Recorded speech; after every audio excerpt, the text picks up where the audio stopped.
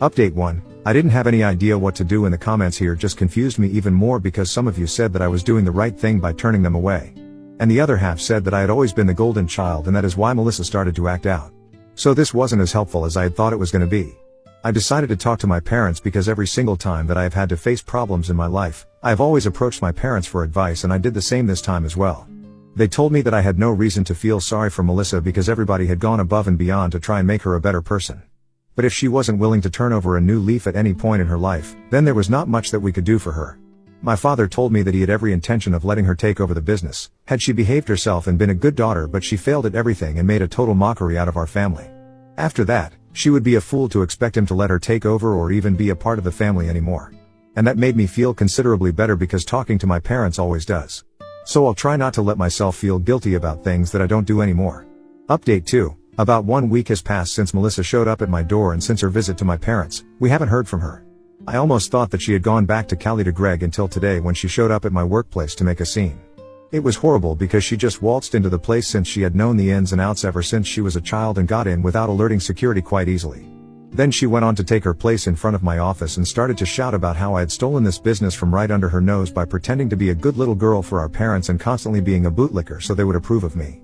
And apparently, I was responsible for vilifying her by falsely accusing her of bullying me throughout our childhood and even talking my father into sending her to rehab just so I could cement my position as the golden child of the family.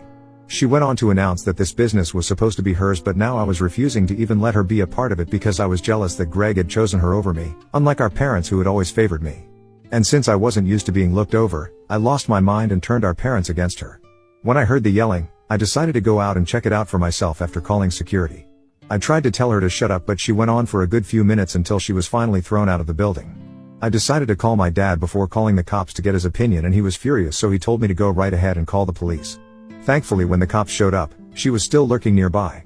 Probably waiting for me to leave the building so she could yell at me or maybe do something worse, like physically attack me. The cops took her away and charged her with trespassing and disturbing the peace, but they're minor charges and she can probably get off with either just a fine or maybe community service, worst case scenario. But it's certainly going on record, and that's never good.